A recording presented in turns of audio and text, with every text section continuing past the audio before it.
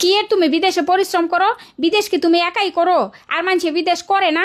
একেবারে দুনিয়াটা উল্টে এলাও তুমি পরিশ্রম করতে করতে। আজারে পেঁচাল করো আমার লগে, এগুলো শুনতে আমার আর ভাল লাগে না।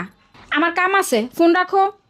আচ্ছা মা, আমার আব্বু যদি মরে যায় তাহলে আমাদেরকে কে খাওয়াবে?